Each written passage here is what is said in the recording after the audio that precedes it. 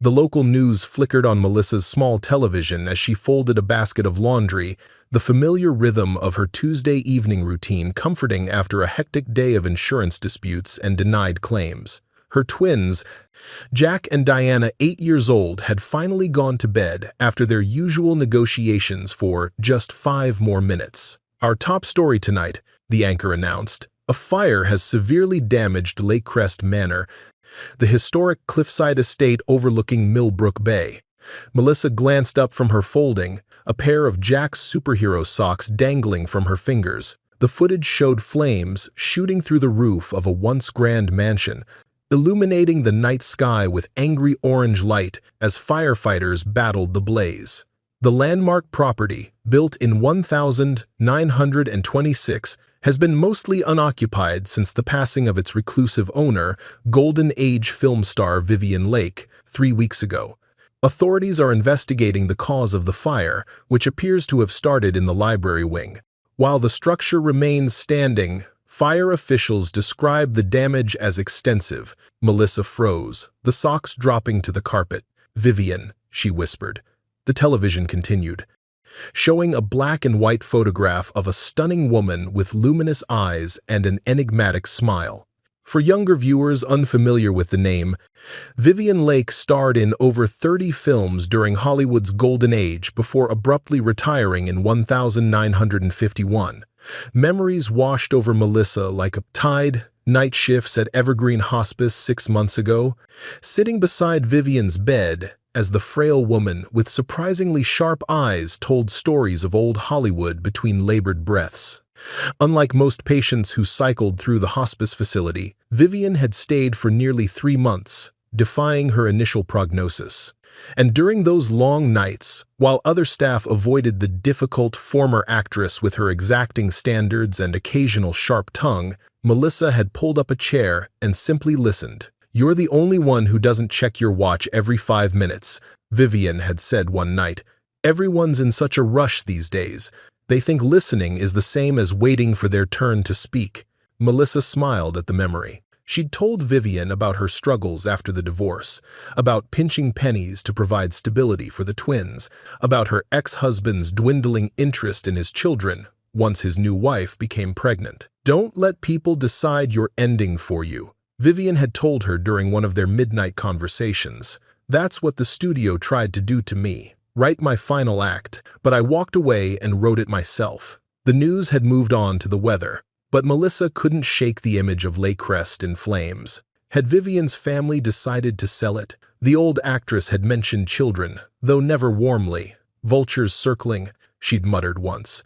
Melissa hadn't even known Vivien had been discharged from hospice care. Patients sometimes rallied, but at 94, with congestive heart failure, most didn't leave except for one final journey. Yet Vivien had apparently recovered enough to return home, only to pass away weeks later. A knock at the door startled her from her thoughts. She glanced at the clock. 9 p.m. was far too late for casual visitors. Cautiously approaching the door, she peered through the peephole to see a professionally dressed woman holding a thick manila envelope. "Ms. Collins?" the woman asked when Melissa opened the door a cautious few inches. "I'm Sandra Patel from Williams Finch. I need to verify your identity before delivering this." After checking the woman's credentials, she was indeed from a respected local law firm, and providing her driver's license for verification, Melissa found herself signing for the envelope with trembling hands. "The firm extends its condolences," Sandra said formally, leaving Melissa standing in her doorway, the heavy envelope like a live thing in her hands. At her small kitchen table, beneath the fluorescent light that always hummed slightly, Melissa opened the envelope. Inside, she found legal documents, a smaller sealed envelope, and a single-page letter on heavy stationery bearing an elegant letterhead. "From the office of James Williams, Esq. Dear Ms. Collins, it is my solemn duty to inform you of the passing of Ms. Vivien Lake on April 20. As the executor of her estate, I am instructed to deliver to you the enclosed deed and personal note following confirmation of her death. Ms. Lake amended her will 3 months ago to include you as a beneficiary. The property known as Lake Crest Manor, including its contents and the surrounding 12 acres, has been bequeathed to you under specific conditions outlined in the trust documents enclosed. Our office will be handling the transfer of title. Please contact us at your earliest convenience. With sincere condolences, James Williams, SQ. Melissa's hands shook as she opened the smaller envelope. Inside was a note written in elegant, if slightly wavering, script on pale blue stationery. Melissa, you listened. In a world full of noise that's rarer than you know, Lakecrest needs someone who knows how to listen. The house has stories to tell, if only someone would hear them. My children never could. Perhaps you will. Vivian beneath the note was a deed to Lakecrest Manor, the same mansion she'd just watched burning on the evening news. "Mom?" came a small voice from the hallway. Diana stood there in her space-themed pajamas, rubbing her eyes. "Why are you crying?" Melissa hadn't even realized tears were streaming down her face. Behind Diana appeared Jack, his cowlick sticking up. "Is it Dad?" Jack asked, protective beyond his years. "No, sweethearts," Melissa said. "It's not your dad. It's—" She paused. "Someone I used to take care of gave us something very big." The twins looked at the papers spread across the kitchen table with mild curiosity, too young to understand their significance. Melissa pulled them close, their small bodies warm against her as she whispered, more to herself than to them. "She chose us." The following morning dawned clear and bright, a stark contrast to the tumultuous thoughts that had kept Melissa awake most of the night. After dropping the twins at school, with promises to explain everything that evening, she'd called in a personal day at work. The drive to Lakecrest Manor took her along the coastal highway, winding roads rising steadily until the land fell away to reveal the glittering expanse of Millbrook Bay far below. A narrow private road branched off, marked by an elegant but weathered stone pillar bearing the single word Lakecrest. Melissa turned onto the long driveway, her aging Honda Civic seeming embarrassingly out of place amid the grand old-growth oaks that lined the approach. Even in ruins, Lakecrest commanded presence. The Georgian-style mansion sprawled across its promontory like a wounded queen, its once proud facade now a blackened skeleton against the brilliant blue sky. Melissa parked beside a city utility truck and sat for a moment. The central portion of the house appeared somewhat intact, with its columned entrance still standing, though smoke-stained. But the east wing, where the library had been, according to the news, had partially collapsed, its roof open to the sky. "You, the new owner?" called a voice. A middle-aged man in a hard hat approached. "Frank Delaney, city structural engineer. You must be Ms. Collins?" Melissa nodded. "I just found out last night. I haven't even had time to contact the lawyer yet." Frank's expression was sympathetic but professional. "Mind if I show you what we're looking at? I've been assessing the damage for the fire investigation and building safety." Together they approached the mansion, their footsteps crunching on the gravel drive that was now littered with debris and water-soaked ash. Up close, the damage looked even worse. What had appeared intact from a distance now revealed deep cracks in the masonry, windows blown out by the heat, and marble steps spalled and crumbling from the fire's intensity and subsequent deluge of firefighting water. "We're classifying this as a partial collapse," Frank explained. "The eastern third suffered catastrophic damage. That's where the fire started. The central portion is standing but compromised. The western wing has smoke and water damage, but the structure appears salvageable." They carefully picked their way up the cracked marble steps. The massive front door hung askew on one hinge, revealing a once grand entryway now strewn with debris. Water pooled on the marble floors, reflecting the damaged coffered ceiling above. "What happened?" Melissa asked. "Fire marshals still investigating, but preliminary findings suggest multiple points of origin," Frank replied. "Could mean electrical issues in an old house. Could mean something else." "You think it was deliberate?" "I just assess structural integrity, ma'am. But in my 20 years, I've never seen an accidental fire start in 3 separate locations simultaneously." They continued through the water-damaged central hall into what must have been a magnificent formal dining room. Blackened crystal from a collapsed chandelier crunched beneath their feet. The foundation's solid, they built them right in the 20s, Frank continued. But you're looking at extensive reconstruction. The electrical's shot, plumbing's compromised, environmental hazards everywhere, lead paint, asbestos in the older sections, molds already starting from all the water damage. He led her through room after room, detailing the destruction in the dispassionate language of his profession. Load-bearing walls compromised, joists charred beyond safety limits, century-old plaster turned to mud. Melissa followed in stunned silence. As they entered what appeared to be a music room, with a scorched upright piano standing like a solitary survivor, Frank shook his head. Insurance companies would call this a total loss, Ms. Collins. Even with historic designation, most people would demolish and rebuild. And if I wanted to restore it, you'd need specialized contractors, environmental remediation, structural engineering approvals, historical commission sign-offs. We're talking 7 figures easily, probably closer to 2. He hesitated before adding, no offense intended, but is that something you're prepared for? Before Melissa could answer, a flash of movement caught her eye. The twins would have called it her mom radar, that uncanny ability to spot children where they shouldn't be. 2 small figures darted across a distant doorway, and Melissa's heart nearly stopped. Jack? Diana? She called. Frank looked alarmed. There are children here. This structure isn't safe for... But Melissa was already moving, hurrying through the connected rooms toward where she'd seen the movement. Jack, Diana, she called again, louder. She found them in what must have been a grand ballroom, now open to the elements where part of the ceiling had collapsed. The twins froze like deer in headlights, their hands and faces smudged with soot, guilty expressions confirming they'd somehow followed her instead of going to school. What are you doing here? Melissa demanded. How did you even get here? We took the bus, Jack admitted. We wanted to see the castle. This isn't a castle. It's a dangerous building that could collapse. Melissa's voice echoed in the damaged space. We've never had a house before, Diana said quietly. The simple statement knocked the wind from Melissa's anger. She knelt, pulling both children close. This isn't safe for you to be exploring. There are all kinds of dangers here. Sharp things, weak floors, bad air. Frank appeared in the doorway, his expression a mixture of concern and professional assessment. Those ceiling joists aren't stable, he said. We should all move to a safer area.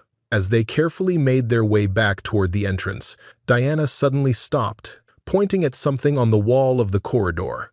Mom, look. Melissa followed her daughter's gaze to a tarnished brass plate affixed to an arched doorway. Unlike the other doors in the corridor, this one was metal, heavily built with serious-looking hinges. Across the plate, in raised letters partially visible through a layer of soot, were the words, Nitrate Vault, Sealed 1951. Do not open. What's nitrate? Jack asked. Melissa gently pulled him back. I'm not sure, but we need to respect the warning. No touching anything here, understood? Frank's eyebrows had risen slightly. Old film stock, he explained. Highly flammable. They used to make movies on nitrate film before the 1950s. Burns hot and fast, can't be extinguished with water. Self-oxidizes, means it makes its own oxygen while burning. Like rocket fuel, Jack said with a dangerous fascination. Exactly why you shouldn't be anywhere near it, Melissa said. Hands off, masks on. She pulled disposable masks from her purse and fitted them over the twins' faces. As they continued toward the entrance, the children spotted something in what might have been a courtyard garden, now strewn with debris. Partially buried in wet ash were metal film canisters and the melted remains of what looked like projector reels. Can we take these? Diana asked. No touching, Melissa repeated. These aren't toys. Frank nodded in agreement. Wise decision. Old film can contain hazardous chemicals. Plus, everything here needs to be cataloged for the fire investigation and insurance. Once outside, Melissa properly scolded the twins for skipping school and extracted promises they would never again enter the damaged building without permission and proper safety. Equipment. She sent them to sit in the car while she finished her conversation with Frank. I'll be straight with you, Ms. Collins. the engineer said. This property is uninsurable without full environmental abatement and structural remediation. You're looking at hundreds of thousands just to make it safe. Most people in your position would call this a demolition job. He handed her a preliminary report with a list of urgent safety measures needed just to secure the site, temporary shoring, environmental containment, removal of immediate hazards. The estimated costs made Melissa's stomach clench. You have 30 days to address the most critical safety issues before the city will be forced to take action, Frank added. I'm required to file this report today. After Frank departed, Melissa sat in her car with the twins buckled safely in the back seat, staring at the ruined mansion through the windshield. What had Vivian been thinking, leaving her this beautiful disaster? The practical side of Melissa, the side that had survived divorce and built security for her children penny by penny, screamed that this was madness. Sell the land, take whatever money she could get, and use it for the sensible down payment she'd been saving for. But another part of her whispered of possibilities, of Vivian's belief in her, of a mysterious vault no one had opened in over 70 years. That night, after finally getting the twins to bed, Melissa spread Frank's report across her kitchen table. With a fresh legal pad, she began sketching out what a restoration budget might look like versus her savings. The numbers didn't lie. Even liquidating every penny she had saved, even maxing out her credit cards and taking a loan against her 401, she couldn't come close to what would be needed to fully restore Lakecrest. Near midnight, Melissa pushed back from the table and pressed her palms against her tired eyes. The practical choice was clear. Contact Vivian's lawyer tomorrow. Explain that she couldn't possibly accept this inheritance. But as she began gathering up the papers, her gaze fell on Vivian's note. You listened.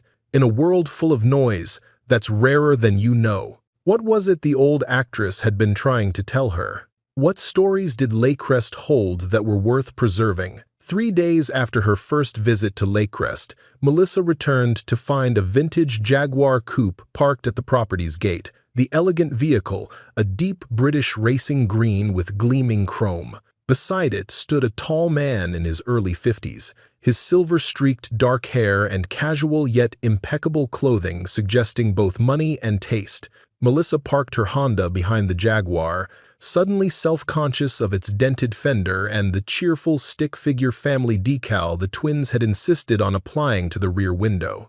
As she stepped out, the man turned, and she felt a jolt of recognition. Gabriel Reed, he said, extending his hand. You must be Melissa Collins. Melissa shook his hand, trying not to appear starstruck. Gabriel Reed was Hollywood royalty, an actor whose 3-decade career had transitioned seamlessly from heartthrob roles to acclaimed character work that had earned him 2 Oscars. Yes, she managed. How did you know? James Williams, Vivian's attorney. He mentioned you'd be stopping by today. I hope you don't mind the ambush.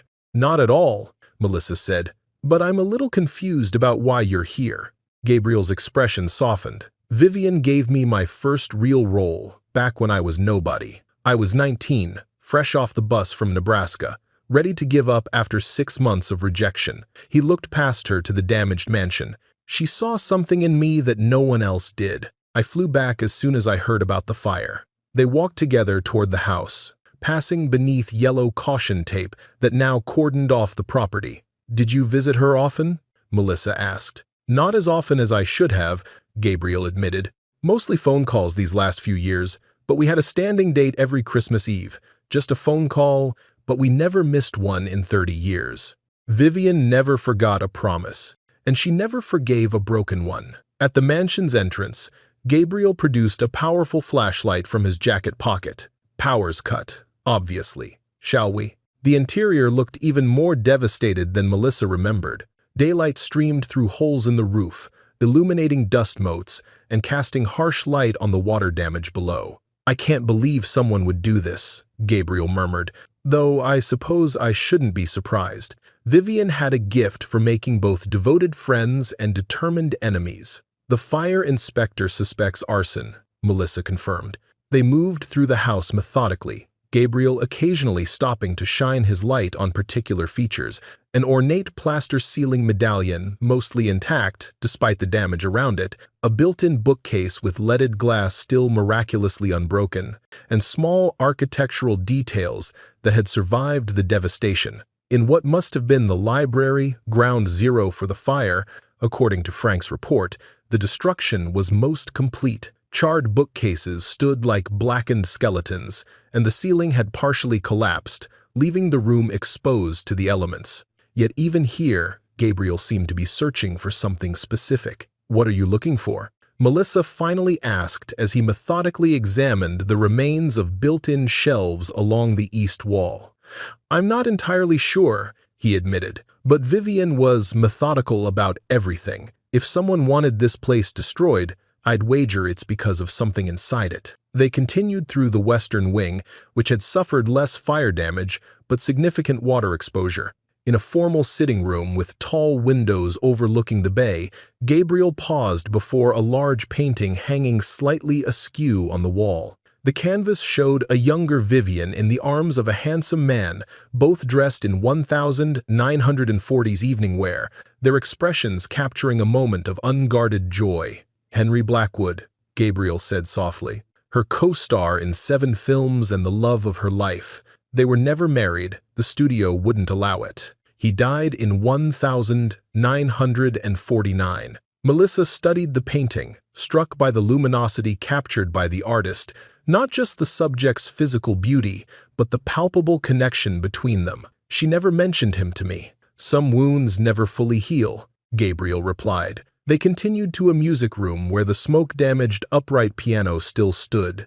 Gabriel ran his fingers lightly over the keys, producing a discordant sound. "Out of tune, but salvageable," he murmured. As they made their way back toward the entrance, an elderly woman appeared in the doorway, her silhouette backlit by the bright day outside. "I saw cars," she explained. "I'm Eleanor Carver. I live in a cottage down the road. I've been keeping an eye on the place since." She stopped abruptly.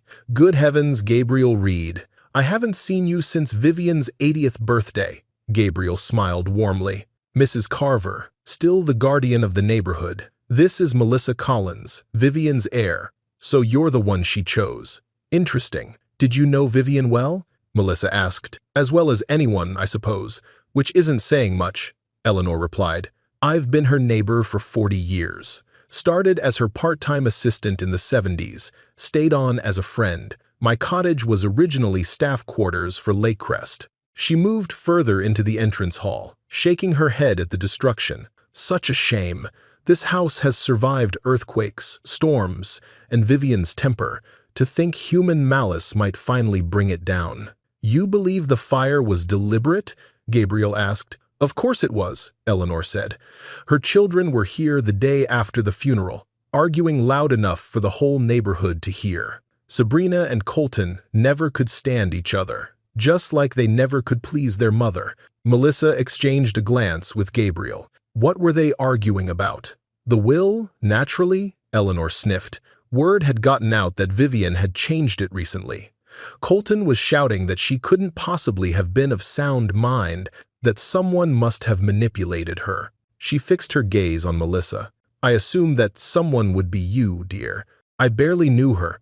I was just her hospice night nurse for a few months." Vivian valued genuine connection over bloodlines. She always said her children inherited her looks but not her heart. She sighed. "I'm just glad she didn't live to see this destruction." As they walked Eleanor back to the entrance, Melissa noticed a paper pinned to a wooden column near the door. Drawing closer, she saw it was a preliminary note from the fire marshal. Multiple ignition points identified, evidence of accelerants in the library, west sitting room, and central stair hall. Investigation ongoing. Outside, the sea breeze had picked up, carrying the clean scent of salt water that temporarily overpowered the lingering smell of smoke and ash. Eleanor pointed toward a small, well-kept cottage visible down the winding driveway. "That's my place, if you need anything," she offered. "And Melissa, whatever you decide to do with Lakecrest, you should know that not everyone resents Vivian's choice. After Eleanor departed, Melissa and Gabriel stood in silence, looking up at the damaged mansion against the vivid blue sky. "What will you do?" Gabriel finally asked. "I don't know. The practical answer is to sell." "But," she trailed off, "but it feels like betraying her." Gabriel finished for her. "I understand. Vivian had that effect on people. She made you want to live up to her belief in you, even when it seemed impossible." As they walked back to their cars, Gabriel paused. "Listen, I'm staying in town for a few days. If you'd like to talk more about Vivian, about Lakecrest, about anything, here's my number." He handed her a card with just his name and a phone number. "No pressure. But if you're anything like the person Vivian described in her letters, you might be contemplating something the rest of the world would call crazy." "What did she say about me?" "That you knew how to listen, that you understood the value of silent spaces between words, and that you had a strength you hadn't yet recognized in yourself." He glanced back at the mansion. "If you do decide to take this on, you won't have to do it alone." As he drove away in his elegant Jaguar, Melissa remained standing in the driveway, the weight of decision heavy on her shoulders. The practical path was clear. Walk away from this beautiful disaster before it consumed everything she'd built. But somewhere in the ruins of Lakecrest, Vivian Lake had hidden something worth protecting, something people would commit arson to destroy. The following Saturday morning, Melissa sat in her car outside the offices of Williams, Finch, watching rain streak down the windshield and blur the elegant brass plaque beside the entrance. Her hand rested on a folder containing the second letter from Vivian, which she'd discovered yesterday during another careful walkthrough of Lakecrest. It had been tucked behind a smoke-damaged photograph in what appeared to have been Vivian's private study, a small room adjoining her bedroom in the West Wing. The frame had protected the envelope from the worst of the smoke, though its edges were singed. Inside, written on the same pale blue stationery, were words that had kept Melissa awake all night. "If you can, give the house its hearing back. The world silenced me once. Don't let them silence what remains. Trust few. Listen always." The cryptic message had solidified a decision Melissa had been circling for days, a decision that her practical side still insisted was madness.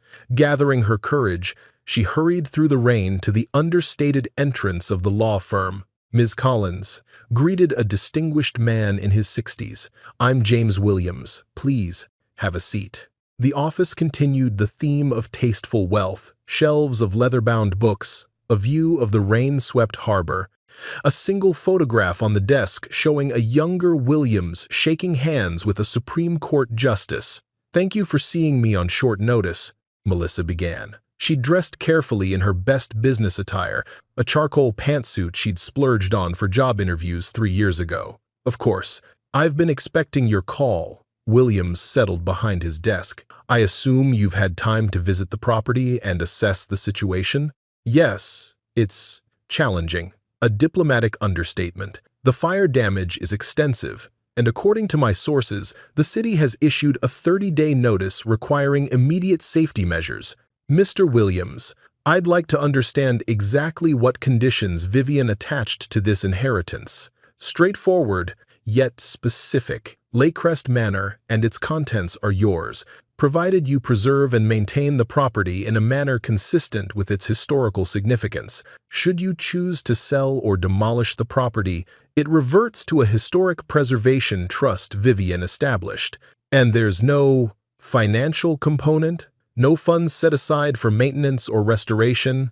I'm afraid not. Vivian's liquid assets were modest. She lived primarily off residuals from her film career and some wise investments made decades ago. Most of her wealth was tied up in the property itself and her personal collections. Williams hesitated.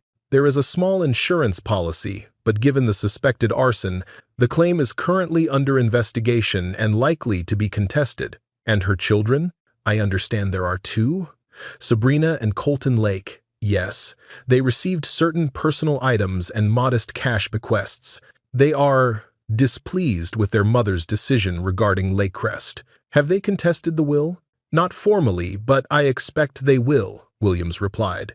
However, Vivian was quite thorough. She underwent multiple psychiatric evaluations before making these changes, specifically to counter any claims of diminished capacity. He paused. "May I speak frankly, Ms. Collins? Please."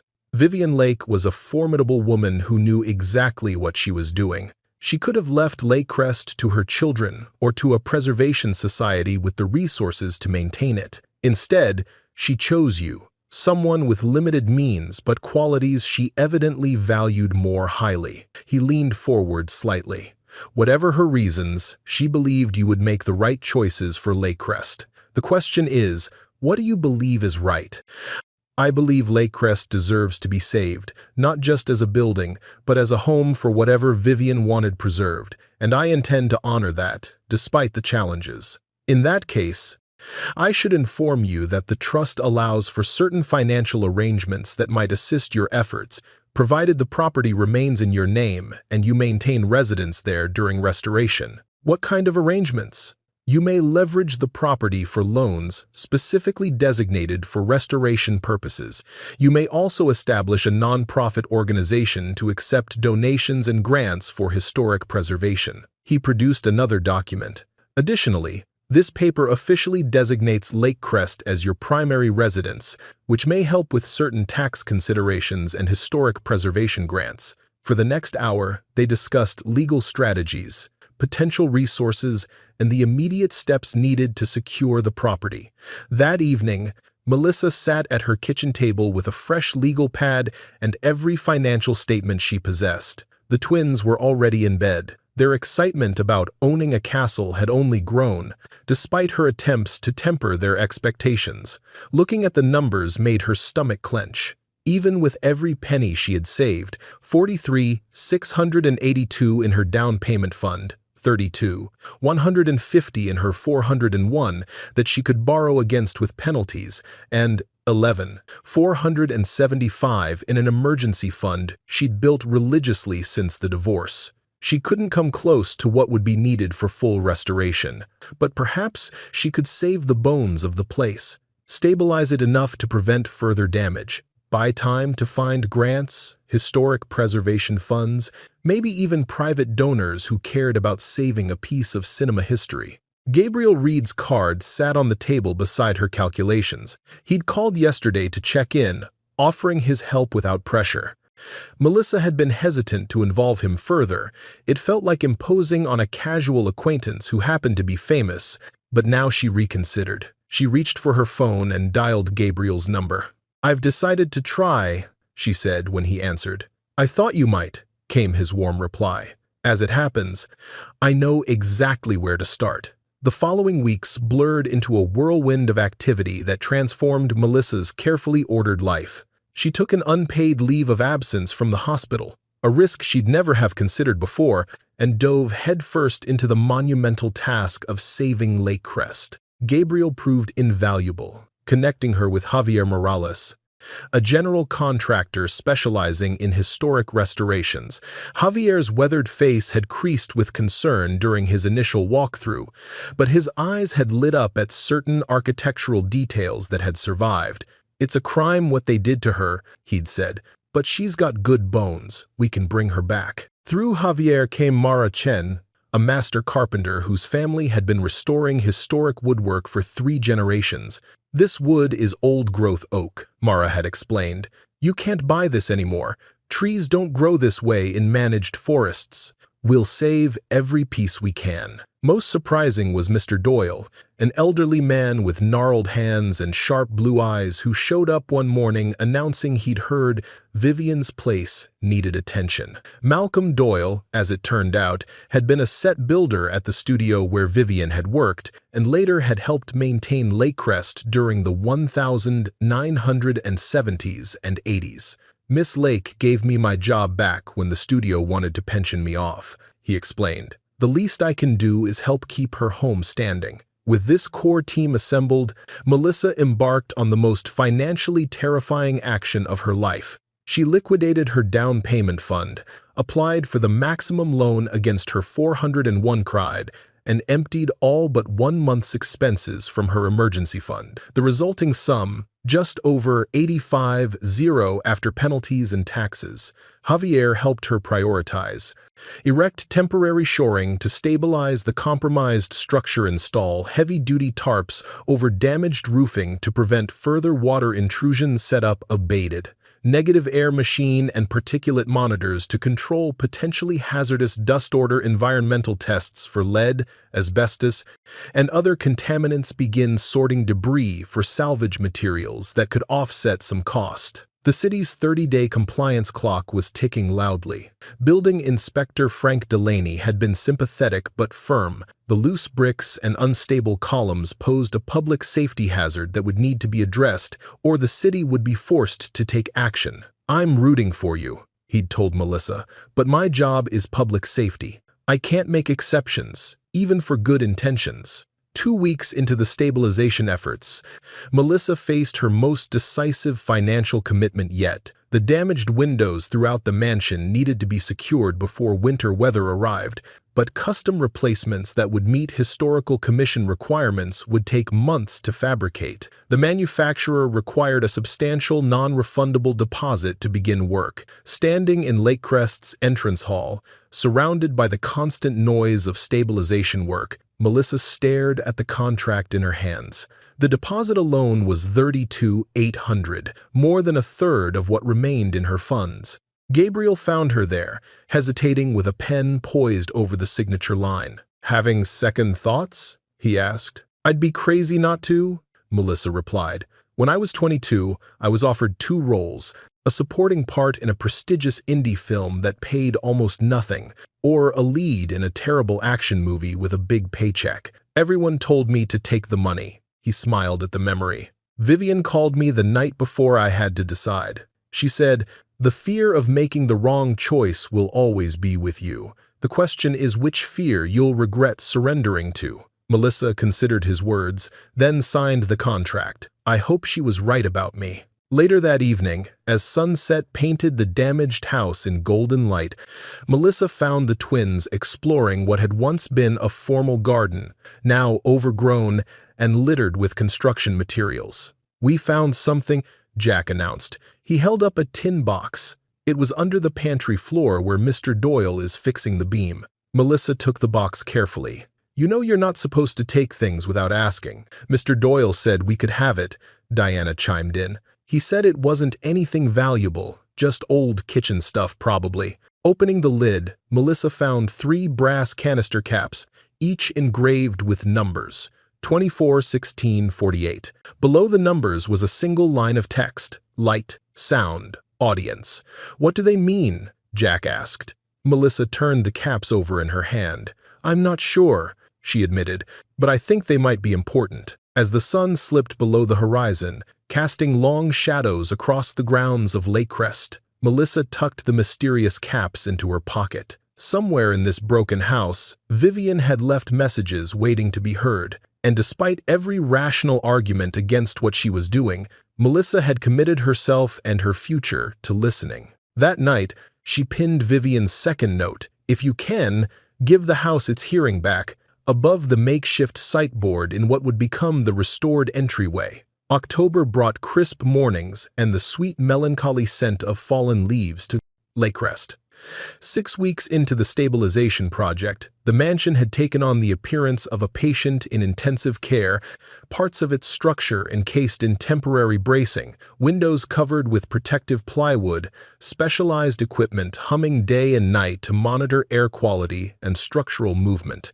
Melissa had established a routine that wove together her responsibilities as a mother, her role as property owner, and her ongoing search for additional funding. To stretch her dwindling funds, she had taken on whatever tasks she could manage herself, researching historic preservation requirements, documenting salvaged materials, even helping with basic cleanup under Javier's guidance. Her hands, once manicured for her hospital job, now bore calluses and the occasional minor cut from her labors. "Mom, we figured it out," Jack exclaimed one Saturday morning, bursting into the small carriage house where they'd set up a makeshift office. The structure, separate from the main house, had suffered only minor smoke damage and now served as their operations center. Melissa looked up from a stack of environmental testing reports. Figured out what, sweetheart? The numbers on those brass things, Diana explained, clutching a notebook covered in childish but methodical diagrams. The twins had become fascinated with the brass canister caps discovered weeks earlier, turning their meaning into a personal mystery to solve. "Show me," she said. Jack spread Diana's drawings across the desk. "We've been mapping the vents," he explained. "You know, the air grills in the floors and walls? They go everywhere, but some of them are special." Diana pointed to her drawing of the mansion's floor plan, surprisingly accurate for an 8-year-old. "See, there are 3 rooms that have these big, fancy grills that all point to each other. And there's one in the projection booth that says 24 on it." Melissa's interest sharpened. The projection booth? Mr. Doyle had identified a small room off the ballroom as an old projection booth, explaining that Vivian used to screen films for friends and industry colleagues. It had been damaged in the fire but not destroyed. "Yeah, and we found another one in the music room that has 16 stamped on it, right by where the piano is," Jack continued.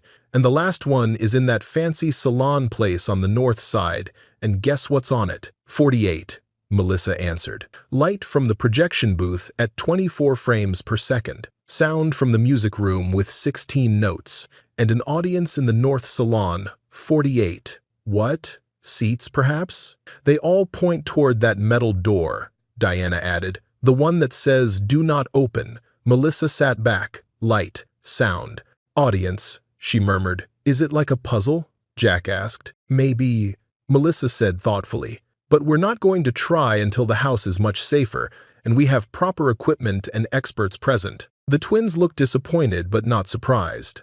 They'd become accustomed to their mother's careful approach to Lakecrest's mysteries. Later that day, Melissa shared the children's discovery with Gabriel during his weekly visit. They stood in the partially restored entrance hall. "It makes sense," Gabriel said, examining the brass caps. "Vivian was a creature of the cinema. Light, sound, audience, the essential elements of film, and the numbers correspond to technical specifications. 24 frames per second for standard film, 16 probably refers to a musical time signature, and 48 could be anything," Melissa finished. "Seats in the viewing room, maybe? Whatever it means, I think your children are onto something. These could be instructions for opening the vault." Gabriel handed the caps back to Melissa. Their conversation was interrupted by the arrival of Javier. "We've got a problem," he announced. The environmental results came back. "The East Wing has significant asbestos contamination that wasn't accounted for in our initial assessment. We'll need specialized abatement before we can continue structural work in that section." Melissa's stomach dropped. "What's the additional cost?" 47, zero minimum, and that's assuming we don't find more once we start opening walls. The figure hit like a physical blow. Melissa had already committed nearly all of her funds to the critical stabilization work and the custom windows deposit. This new expense would deplete her remaining budget entirely, with months of work still ahead. "There's no way around it?" Gabriel asked. "Not if we want to stay legal," Javier replied. "The city's already watching this project closely." Melissa nodded. "Let me review the numbers. I'll have an answer for you tomorrow." After Javier left, Melissa and Gabriel walked through the partially stabilized music room, where Mara's team had begun carefully removing damaged decorative woodwork for restoration. "I know what you're thinking," Gabriel said. "That I've made a terrible mistake?" Melissa attempted a smile. "That you might need help," Gabriel corrected. "Melissa, I appreciate the offer. I really do. But this isn't your responsibility." "Vivian was important to me too," he countered. "Let me at least contribute to the abatement costs. This is something I need to do myself. At least I need to try. If I can't find a way, then I'll reconsider. But not yet." They continued their inspection in companionable silence, both acutely aware that Lakecrest's future hung in an increasingly precarious balance. The following week brought further challenges.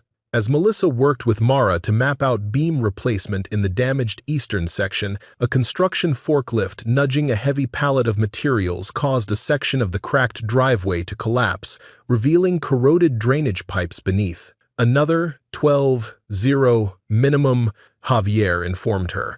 We can't have delivery trucks using that section until it's repaired, which means all materials have to be hand-carried from the street. That same afternoon, Melissa discovered that someone had created a social media account mocking her restoration efforts. Melissa's Money Pit featured drone footage of Lakecrest and snarky commentary questioning her competence and motives. Someone's feeding them details, Melissa told Gabriel during a call. The latest post mentioned the exact amount of the window deposit. It could be anyone with access to the work site, Gabriel said.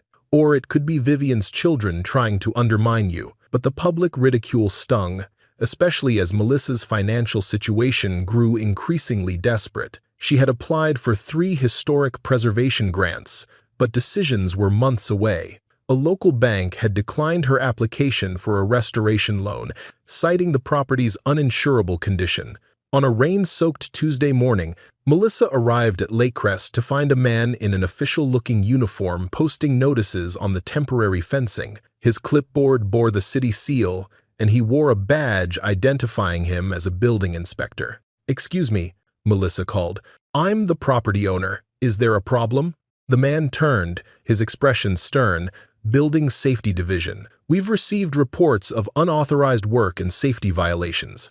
I'll need to inspect the premises immediately." "Of course," she said, maintaining a calm she didn't feel. "Let me call our general contractor to accompany us.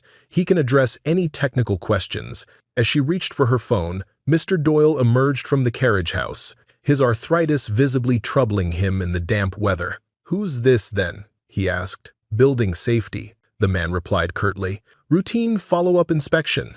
Mr. Doyle's eyes narrowed as he examined the inspector's badge. Then he gave a short, humorless laugh. "That so? Interesting, since my nephew's worked building safety for 20 years, and that badge is last year's design. They changed the hologram in January." The man's face hardened. Without a word, he turned and strode rapidly toward a nondescript sedan parked on the street. "Wait," Melissa called, pulling out her phone to take a photo of the vehicle's license plate. But the car was already pulling away, tires splashing through puddles as it disappeared around the curve of the driveway. Mr. Doyle spat disgustedly. "Someone's playing dirty." Word of the incident spread quickly through the small restoration team. Javier immediately ordered additional security measures, motion-activated lights, trail cameras on the perimeter, and a proper lock system for the temporary fencing. The added expenses were yet another drain on Melissa's dwindling resources, but safety concerns made them non-negotiable. It was probably just someone curious about the place, Melissa suggested that evening as she discussed the incident with Gabriel over the phone. "A curious trespasser doesn't forge official credentials," Gabriel countered. "Someone is actively trying to interfere with your work. The question is, why?" The answer seemed obvious to Melissa. The vault. Whatever's in there, someone doesn't want it found. That night, alone in her rented house with the twins asleep down the hall, Melissa reviewed her financial situation once more. The numbers hadn't improved with repeated analysis. Selling was still an option. Despite the damage and ongoing construction, the property's location alone made it valuable. Several developers had already contacted her through James Williams, offering substantial sums for the land, even if the mansion itself was demolished. Yet each time Melissa considered accepting, she thought of Vivian's notes. "The world silenced me once. Don't let them silence what remains." Whatever secrets Lakecrest held, they had been important enough for Vivian to protect for decades. Important enough that someone would commit arson to destroy them, and important enough that someone was still actively working to stop Melissa from discovering them. The next morning, Melissa returned to Lakecrest with renewed determination. In the partially restored entrance hall, she carefully pinned Vivian's first note, "You listened," above the site board where daily work assignments were posted. As the restoration team gathered for their morning meeting, Melissa addressed them with quiet resolve. "Someone doesn't want us to succeed," she said, "but we're going to anyway. Whatever it takes. The workers exchanged glances, then nodded one by one. They had all come to share Melissa's commitment to the project, each for their own reasons. And Melissa? She was still discovering her own reasons, beyond a promise to a woman who had seen something in her that she was only beginning to recognize in herself. As the team dispersed to their tasks, Melissa found herself drawn once more to the sealed vault door. The brass plate, with its warning, "Nitrate Vault, Sealed 1951, Do Not Open," had been cleaned of soot, revealing fine engraving around the edges.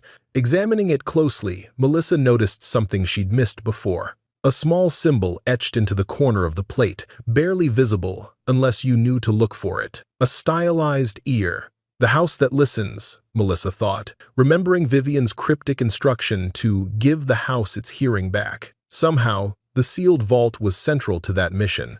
And despite growing opposition and dwindling resources, Melissa was more determined than ever to discover what secrets it contained. By mid-November, Lakecrest's transformation had progressed from emergency stabilization to the beginnings of true restoration. The most critically damaged sections had been secured. Temporary weatherproofing protected the interior from the increasingly frequent coastal storms, and the environmental abatement team had completed their work in the East Wing. Melissa had managed this progress through a combination of financial gymnastics, careful prioritization, and sheer determination. She had sold her car, replacing it with a 15-year-old model that drank oil but cost only $3,000. She had rented out her small house to a visiting professor for 6 months, moving herself and the twins into the carriage house at Lakecrest, despite its Spartan accommodations. "We've got everything ready," Jack announced on a clear Saturday morning.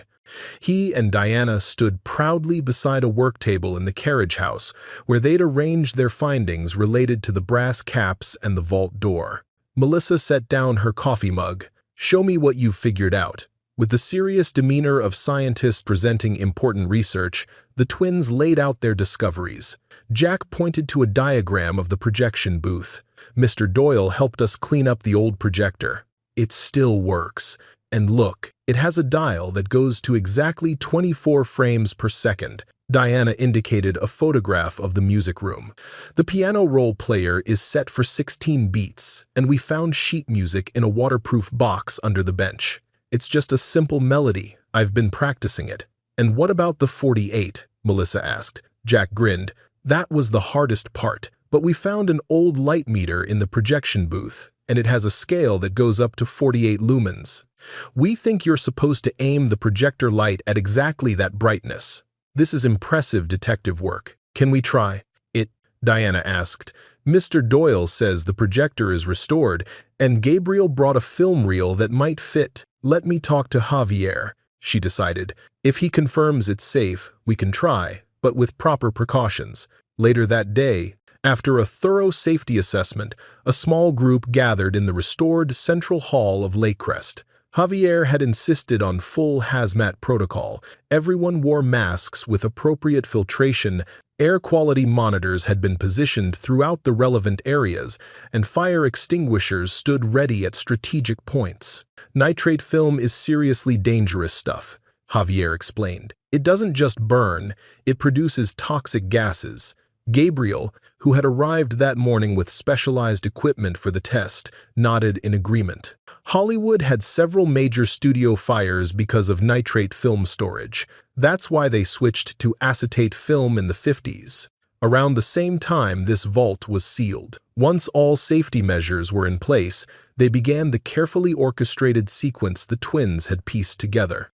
Gabriel took position in the projection booth, where the vintage projector had been restored to working condition. With practiced hands, he threaded a blank test film through the mechanism, adjusting the speed to exactly 24 frames per second. In the music room, Diana sat at the upright piano, which Mara had stabilized and partially restored. Beside her, Mr. Doyle supervised as she prepared to play the 16-note motif they had discovered in the sheet music. Melissa positioned herself in the north salon with Jack, where they had set up a calibrated light meter.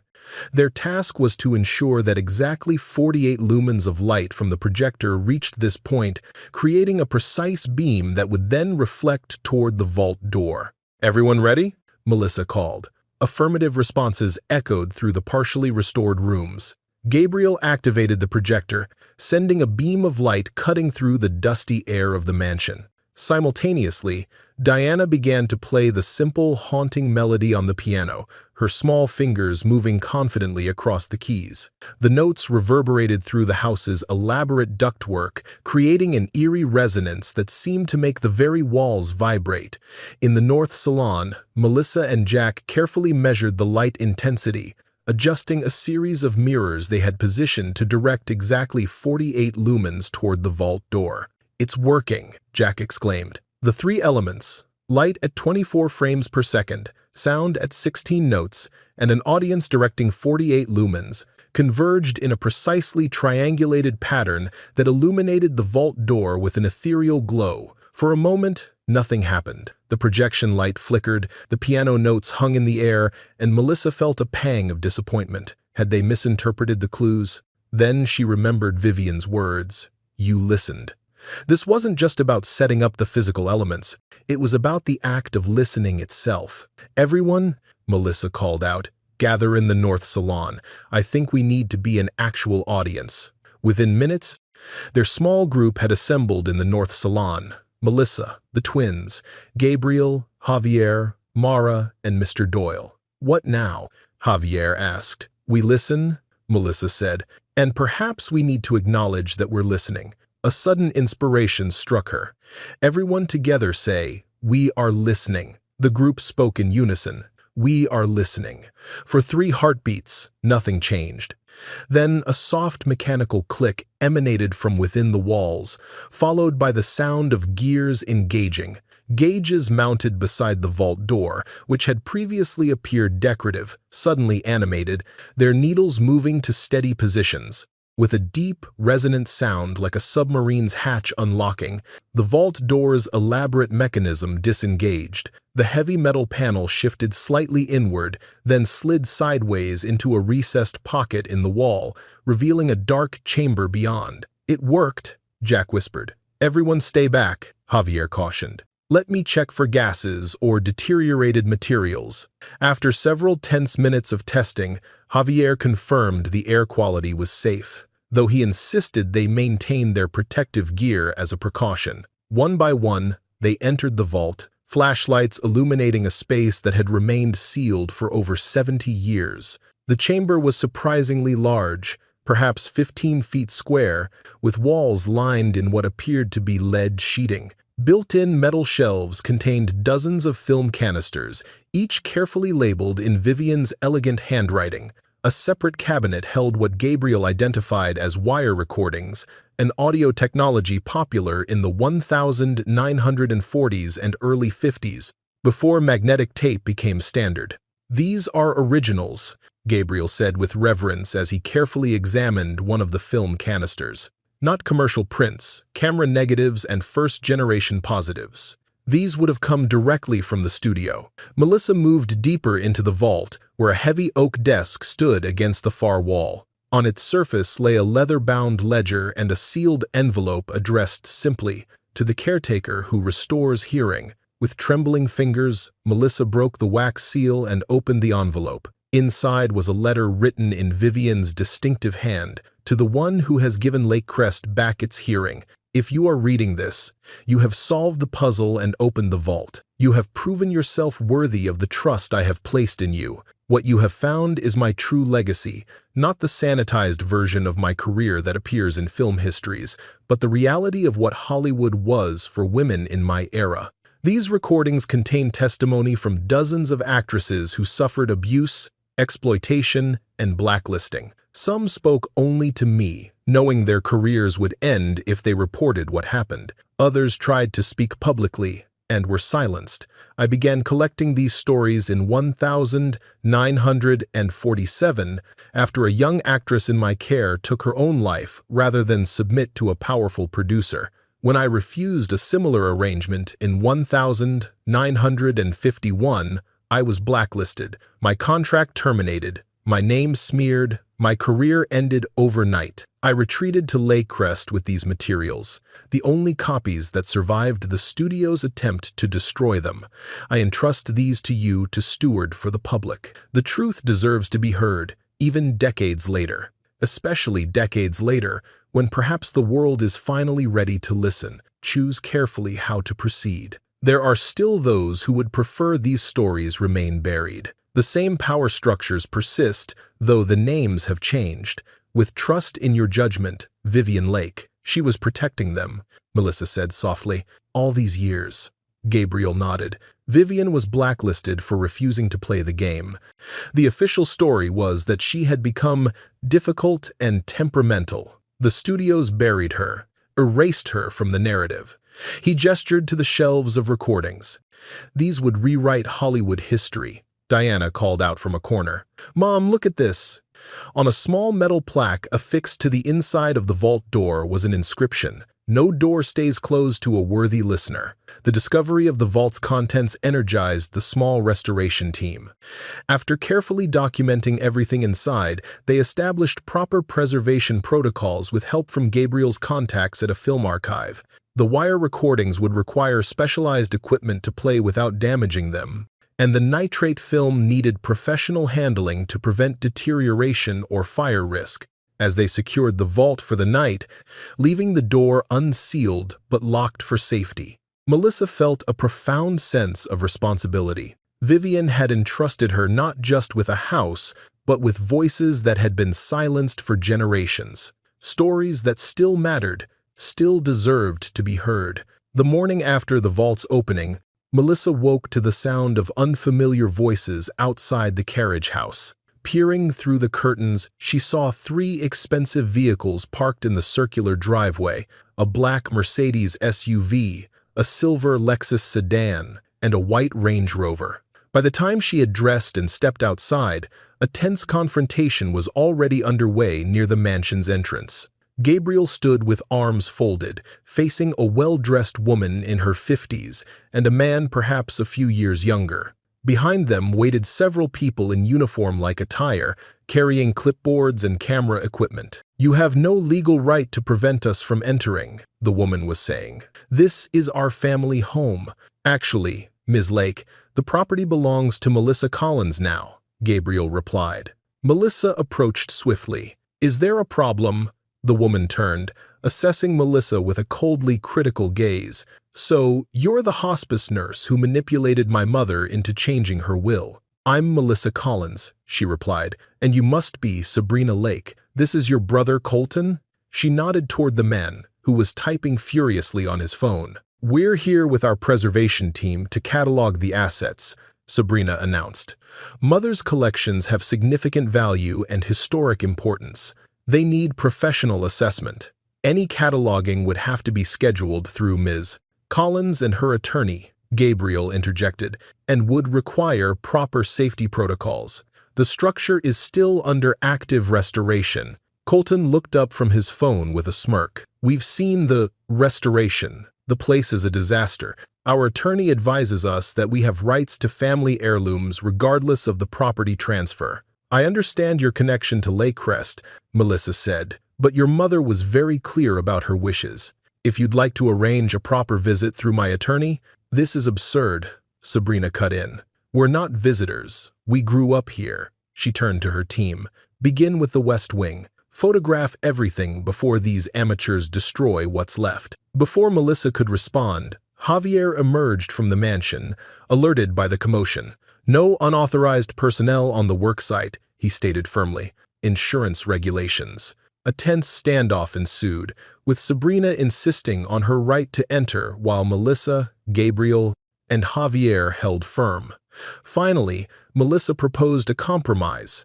Sabrina and Colton could enter for a brief inspection, but their team would have to wait until proper arrangements were made with lawyers present. Reluctantly, the Lake siblings agreed.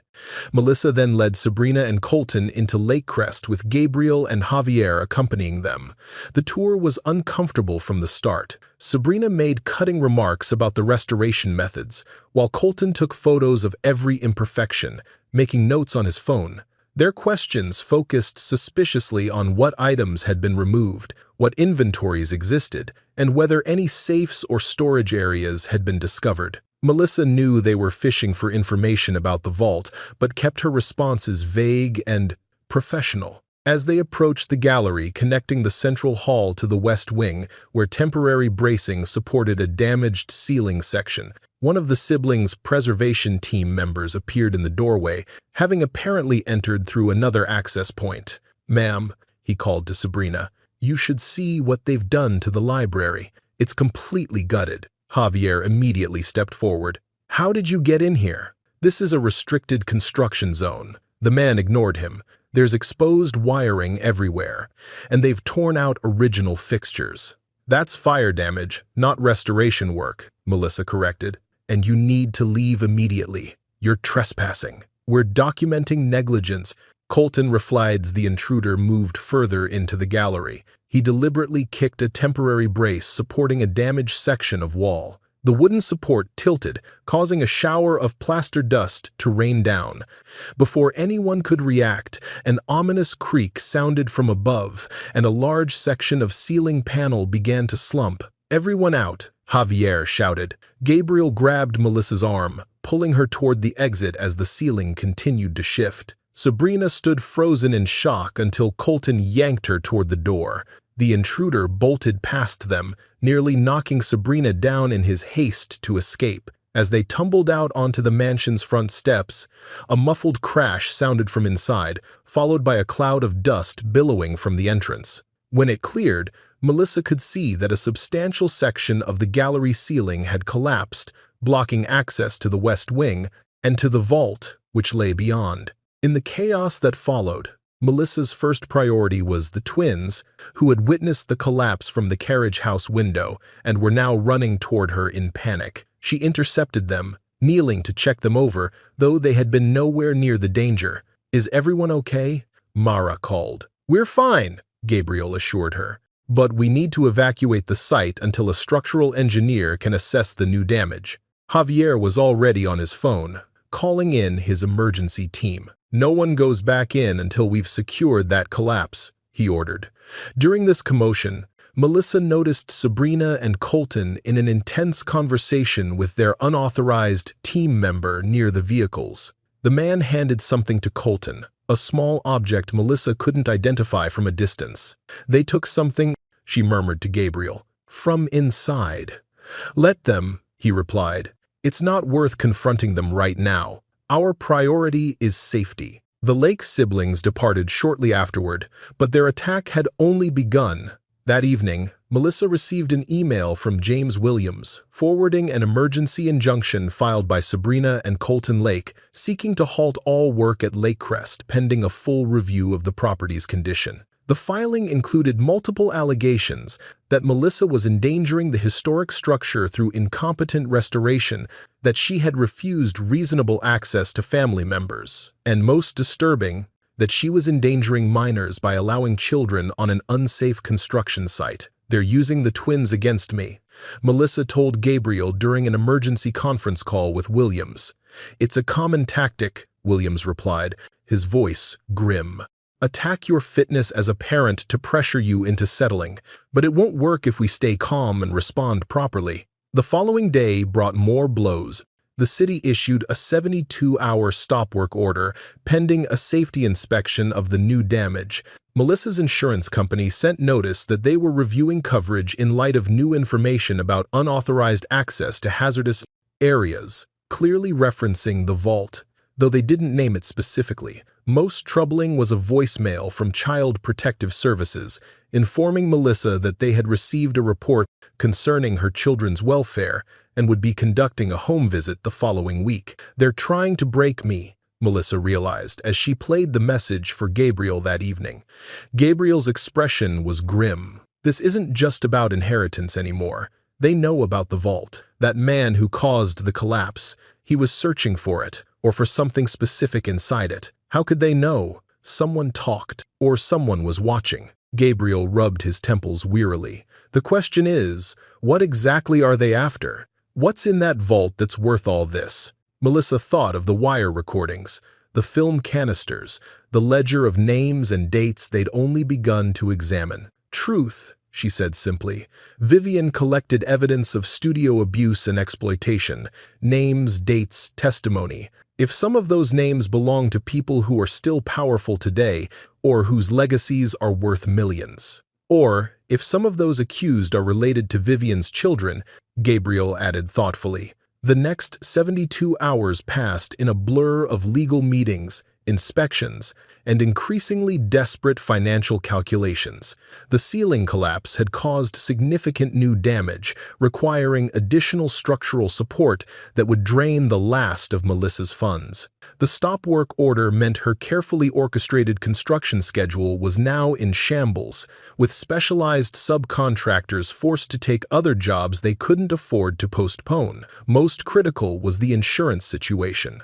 If coverage was voided due to unauthorized activities in the vault, Melissa would be personally liable for any accidents on the property. By Friday evening, facing the expiration of the stop work order with no clear path forward, Melissa sat alone on the carriage house steps. The twins were spending the weekend with a school friend's family, a precaution Melissa had arranged to shield them from the stress of the situation and to ensure they wouldn't be present for the CPS home visit scheduled for Monday. The November night was cold, a damp chill rising from the cliffside grounds.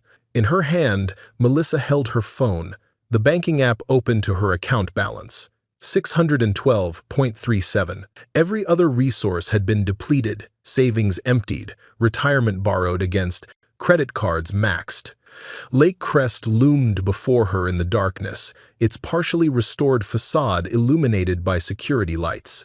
Despite everything, she had grown to love the old house, to feel connected to its history, and to Vivian's mission of preserving uncomfortable truths. But love wouldn't pay contractors or satisfy court orders.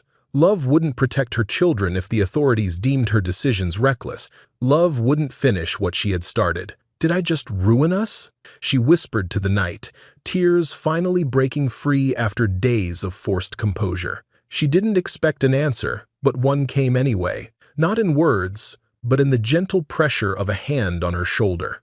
Gabriel stood beside her, his expression somber but resolute in the security light's glow. "No," he said simply, "you haven't ruined anything. You've just discovered how much some people fear the truth." He sat beside her on the step, both of them looking toward the darkened mansion and the secrets it still held, secrets now trapped behind a collapsed ceiling and sealed by legal maneuvers designed to ensure they would never see light. The following morning dawned clear and cold, a crystalline December light washing over Lake Crest's damaged facade. Melissa had slept poorly, her dreams filled with collapsing ceilings and courtroom scenes where stern-faced judges took the twins away. When her phone rang at 7 a.m., she answered with the wariness of someone expecting more bad news. "Melissa, it's Eleanor Carver." The elderly neighbor's voice sounded unusually energetic. "I've been thinking about your situation, and I believe I know someone who might help. Can you come to my cottage this morning?"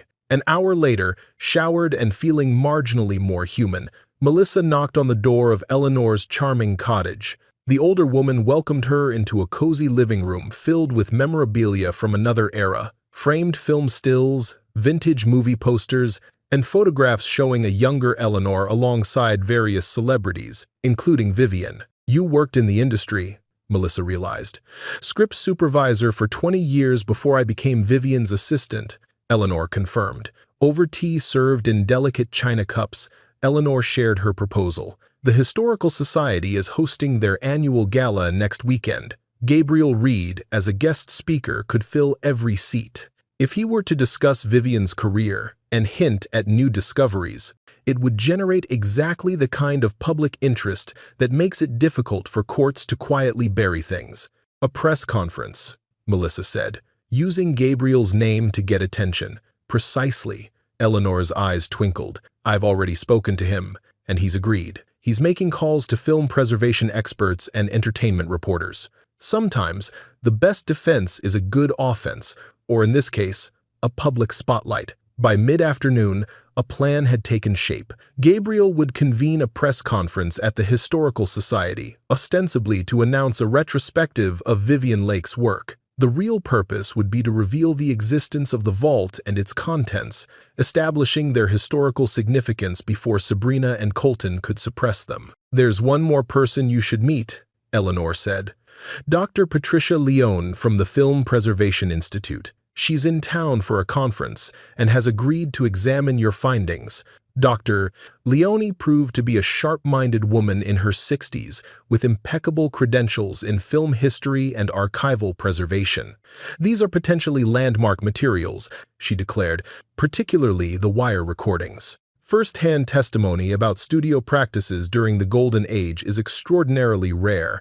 Most was suppressed through non-disclosure agreements or simply destroyed. The problem is getting back to them," Melissa explained. "And even if we could, there's a court injunction pending." "The injunction hasn't been granted yet," Gabriel pointed out, "only filed." With Dr. Leone's support adding academic legitimacy to their cause, Melissa contacted a structural engineer recommended by Javier, one willing to work over the weekend to assess the collapse and determine if safe access could be restored. By Sunday evening, they had a pathway forward, albeit a challenging one. "The gallery ceiling can be temporarily stabilized," Melissa told the small group gathered in Eleanor's cottage.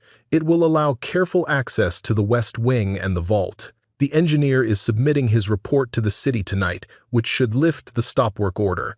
Then we move tomorrow," Gabriel decided. Early Monday morning, as dawn broke over Millbrook Bay, a carefully coordinated operation began at Lakecrest. Javier's crew started work on stabilizing the collapsed section, following the engineer's specifications to the letter. Meanwhile, Dr. Leone prepared the specialized equipment needed to safely transfer the wire recordings and film canisters. Melissa had spent Sunday night making copies of every document and photograph related to the vault, distributing them to multiple allies as insurance against further interference. Whatever happened next, Vivien's evidence wouldn't be lost again. By noon, a narrow pathway had been cleared through the damaged gallery, allowing Dr. Leone and Gabriel to access the vault while Melissa managed operations from the central hall, coordinating with the work crew and keeping watch for unwelcome visitors. They had just begun carefully transferring the first set of recordings when the sound of vehicles on the gravel driveway signaled trouble. Through the mansion's tall windows, Melissa saw 3 police cruisers and a black sedan approaching. "They're here," she called. "How much more time do you need?" "At least 20 minutes, came Gabriel's tense reply. Melissa hurried outside to intercept the newcomers, desperately needing to buy time. From the lead cruiser emerged a uniformed officer and a woman in a business suit whom Melissa recognized as a city attorney. From the black sedan stepped Sabrina and Colton Lake, accompanied by a sharp-dressed man carrying a leather briefcase. "Ms. Collins," the city attorney began, "I have an emergency court order requiring all work to cease immediately and the premises to be secured pending a hearing." The Lake siblings and attorney stepped forward, extending a document. "Additionally, we have a temporary restraining order prohibiting removal of any materials from the property, particularly from secure storage areas." Melissa accepted the papers with outward calm, though her heart raced. "Of course, we'll comply with any legitimate orders. May I review these with my attorney? He should be arriving shortly." "You may review them, but compliance begins immediately," the city attorney stated. As Melissa pretended to study the documents, she was acutely aware of the activity still ongoing inside. Gabriel and Dr. Leone needed more time to secure the most critical evidence. "There seems to be some confusion," she said. "The structural engineer's report was submitted last night, and the stop work order should have been lifted this morning. I have the confirmation email here." She made a show of searching through her phone. While the officials conferred, Melissa noticed Eleanor's car approaching. The elderly woman had agreed to create a diversion if needed, and her timing couldn't have been better. Eleanor emerged from her vehicle in a state of apparent distress. "Officer, thank goodness you're here. There's a suspicious vehicle parked near my cottage with 2 men inside watching the property through binoculars. I've been feeling threatened for days." As Eleanor commandeered the officer's attention with her performance, Melissa slipped a text to Gabriel. "Hurry, police here with a court order."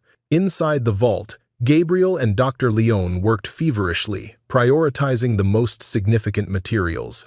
The wire recordings containing first-hand testimony went into specialized carriers. Selected film canisters with unique content followed. Finally, Gabriel photographed pages from Vivian's ledger, capturing names and dates that could be researched later. Just as the police began to grow suspicious of Eleanor's increasingly elaborate tale, James Williams arrived, greeting Melissa with a reassuring nod before addressing the city attorney. "I see my client is being served with papers," he observed. "Perhaps we should discuss this inside, away from the cold." His arrival bought precious additional minutes. By the time the group moved toward the mansion's entrance, Gabriel and Dr. Leone had secured the vault and were exiting through a service door on the far side of the building, carrying inconspicuous equipment cases containing the most important historical materials. The confrontation that followed in Lakecrest's entrance hall was tense but controlled. Williams skillfully challenged the breadth of the court orders, questioning their specificity and implementation requirements.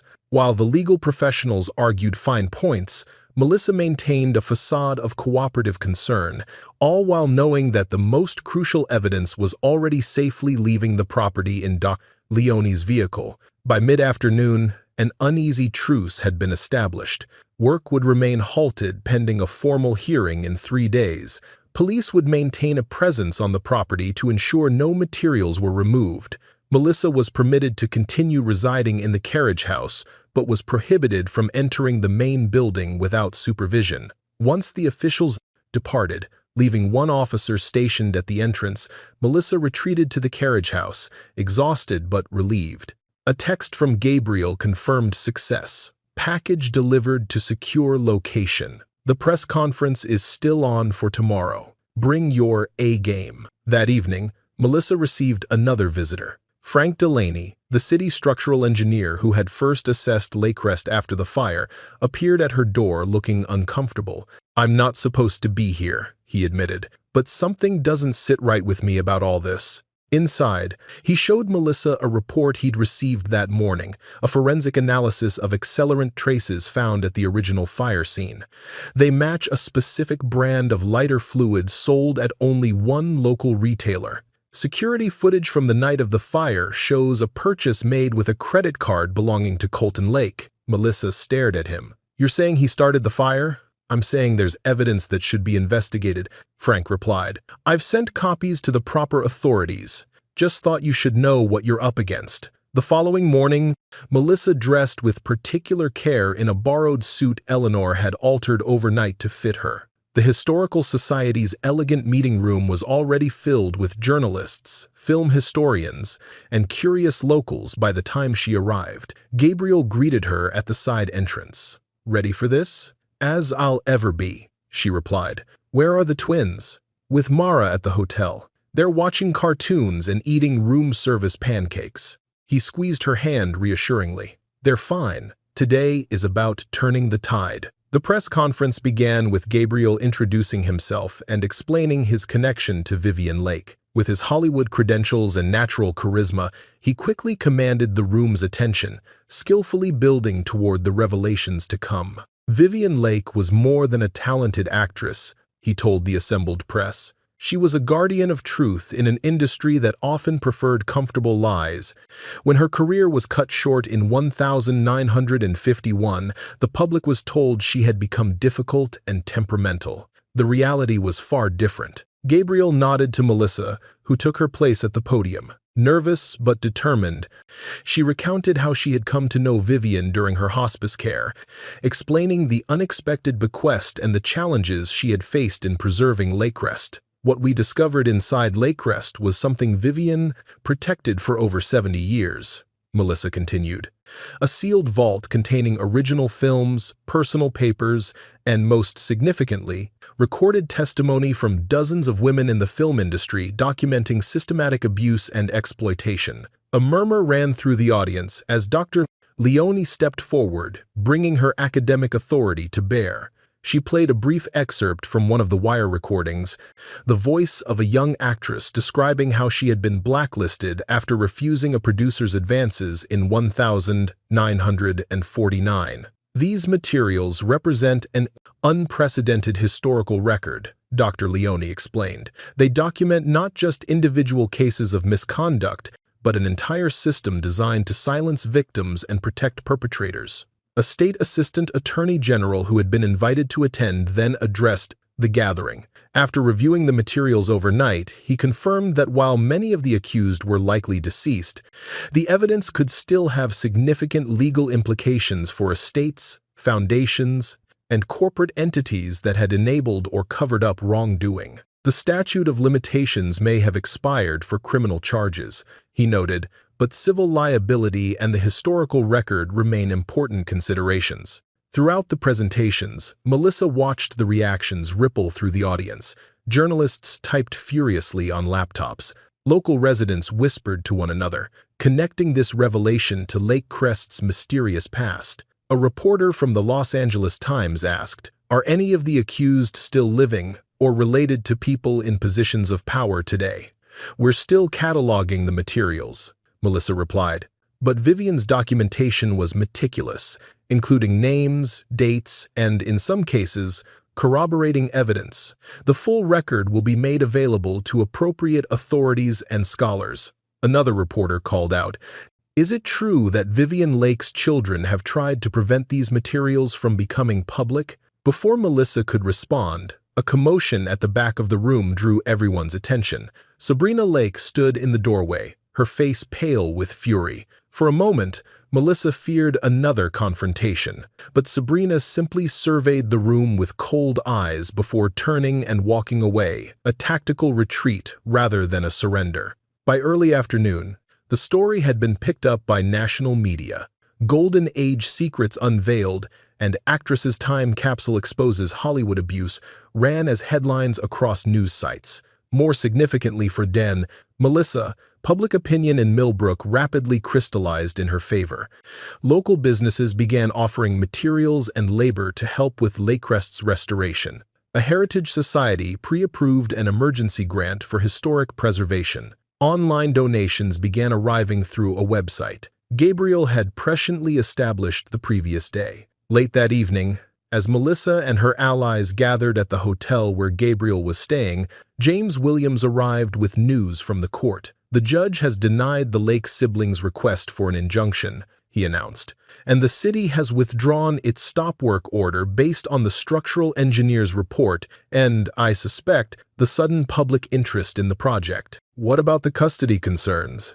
Melissa asked quietly. "The CPS visit has been postponed pending review. Off the record, I'm told the complaint has been flagged as potentially retaliatory." He handed her a folder, and this just came through. Preliminary approval for Lakecrest to be registered as a historic landmark, which opens the door to significant preservation funding. As the impromptu celebration continued around her, Melissa stepped onto the hotel room's balcony for a moment of quiet reflection. The lights of Millbrook twinkled below, and in the distance, the dark silhouette of Lakecrest stood against the night sky. For the first time since discovering the vault, she felt the tide turning. The truth Vivian had protected was finally emerging into the light, and with it, a path forward for both the mansion and Melissa's own future. The weeks following the press conference transformed Lakecrest's restoration from a private struggle to a community mission. With the court injunction denied and public opinion firmly on Melissa's side, practical support began flowing in from unexpected sources. Most crucially, 3 significant grants came through in rapid succession, one from a historic preservation fund, another from a film history foundation eager to access Vivian's archives, and a third from a women's advocacy organization interested in the testimony Vivian had protected.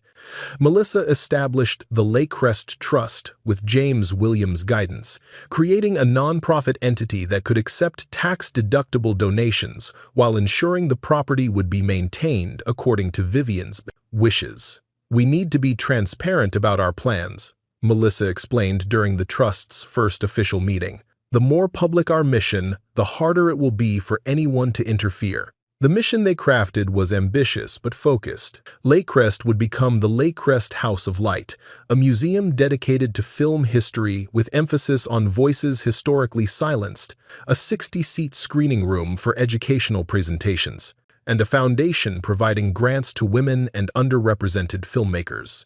Work on the physical restoration proceeded with renewed vigor. With proper funding now available, Javier was able to bring in additional specialized crews. Build right or don't build at all became Mr. Doyle's mantra as he supervised the younger workers, insisting on techniques that had become rare in modern construction. His perfectionism occasionally frustrated those accustomed to quicker methods, but the results spoke for themselves. The twins had returned to their regular school routine, though they spent every afternoon and weekend at Lakecrest, where they had become unofficial tour guides for the steady stream of visitors, reporters, film historians, preservation experts, and curious locals drawn by the mansion's growing fame. "This is where we found the brass caps," Jack would explain, pointing to the pantry area. "And this is where the piano goes," Diana would add, leading visitors to the partially restored music room. In late January, nearly 4 months after Melissa had first received Vivian's bequest, a significant milestone was reached. The building envelope was finally secure, new roof complete, windows installed, exterior walls stabilized and weatherproofed. Lakecrest could now withstand winter storms while interior restoration continued. To mark the occasion, the restoration team gathered on the mansion's front steps for a photograph. Melissa stood in the center, flanked by Javier and Mara, with Mr. Doyle seated in a chair of honor before them. As the informal ceremony concluded, a black sedan pulled slowly up the driveway. Melissa tensed, recognizing Colton Lake behind the wheel. Since the failed injunction attempt, the Lake siblings had maintained a strategic distance, though their attorneys continued to file motions, seeking access to specific items they claimed as family heirlooms. To everyone's surprise, Colton emerged alone, without lawyers or entourage. He approached the group hesitantly, his usual arrogance noticeably absent. "Ms. Collins," he began, "may I speak with you, privately?" Melissa glanced at Gabriel, who gave a slight nod. "We can talk in the carriage house." Once inside, with the door closed against curious onlookers, Colton's composure faltered. "They're going to charge me," he said. "Arson, criminal mischief, insurance fraud. The DA called my lawyer this morning." Melissa studied him. "The evidence against you is substantial," she replied evenly. "The fire marshal's report identifies multiple ignition points. Security footage shows you purchasing the accelerant. Your credit card record confirms it. It wasn't supposed to go that far. Just enough damage to force a sale to developers. The land alone is worth millions." He looked up. "Mother left us nothing but trinkets. Everything of value went to you, a complete stranger. She left you your trust funds," Melissa pointed out, "and family jewelry worth hundreds of thousands. Pocket change compared to this property," he scoffed. "Look, I didn't come here to argue. I came to negotiate. I'm listening. I'll plead to lesser charges and make restitution for the fire damage. In exchange, I want certain items from the vault excluded from public disclosure." He reached into his jacket, producing a folded paper. "These specific recordings and documents." Melissa glanced at the list, immediately understanding its significance. The names included several prominent business figures, men whose reputations and legacies would be destroyed by Vivian's evidence. "Your grandfather," Melissa realized, recognizing one of the names, "and your godfather. They're implicated in the testimony. Those men built empires. Charitable foundations bear their names. Are you really going to destroy all that good work over allegations from 70 years ago? They're dead. They can't defend themselves." "The women they hurt couldn't defend themselves either," Melissa replied. "I'm offering to make this right," Colton insisted. "Financial compensation for the damage, a contribution to your museum, whatever you want to call it. All I ask is discretion regarding certain materials. The restoration costs have been covered by grants and donations. The trust has a clear mission of transparency and education. I can't selectively suppress evidence to protect reputations, no matter how uncomfortable the truth might be." "You're making a mistake," Colton warned. Some powers don't forgive being exposed. That's exactly why they should be, Melissa responded. After Colton departed, Melissa shared the encounter with Gabriel and James Williams. The attorney was particularly concerned about the implicit threat in Colton's parting words. "We should accelerate the transfer of the most sensitive materials to secure academic archives," Williams advised. "Multiple copies, multiple locations. Insurance against any further attempts at destruction." The following week brought the final resolution of the arson investigation. Based on overwhelming evidence, Colton Lake accepted a plea agreement on charges of trespassing and property damage. The relatively light criminal penalties were balanced by substantial civil liability. He would be required to make restitution for the fire damage not covered by insurance and pay punitive damages to be determined in a separate proceeding. Sabrina Lake, while not implicated in the arson, faced her own legal complications. Investigation into the siblings' attempts to contest Vivian's will had uncovered evidence of earlier financial improprieties involving their mother's accounts. With the legal clouds gradually clearing, Melissa could finally focus fully on Lakecrest's future rather than defending its present. The restoration work continued at a steady pace, now guided by a comprehensive master plan developed with input from preservation specialists. The destroyed driveway, collapsed during early construction, was completely excavated and rebuilt with proper drainage systems to handle both daily traffic and special events. Most challenging was the climate control system needed for the vault and archive areas. Modern museum-grade HVAC equipment had to be integrated into the historic structure without compromising its aesthetic integrity or structural elements. Mara developed an ingenious system of concealed ducts that utilized some of the mansion's original air pathways while adding state-of-the-art filtration and humidity control. By early spring, with daffodils beginning to emerge in Lakecrest's long-neglected gardens, the restoration had progressed enough to allow a soft opening event. Using the newly cleared courtyard as an outdoor theater, Melissa organized a screening of several of Vivian's restored short films, projected onto a simple bedsheet screen strung between trees. The community response was overwhelming. Hundreds of local residents arrived with folding chairs and picnic blankets, eager to be part of Lakecrest's rebirth. As twilight deepened into darkness and the projection beam illuminated the makeshift screen, Melissa stood at the back of the crowd, watching faces illuminate with wonder as Vivian Lake appeared, young and luminous, her presence transcending the decades since the film's creation. Gabriel joined her, handing her a cup of hot cider from the refreshment table. "She would love this," he said softly. "Not just her films," Melissa replied. "The wire recordings are being digitized by the Film Preservation Institute. Dr. Leone is developing a listening station exhibit where visitors can hear the women's testimony in their own words.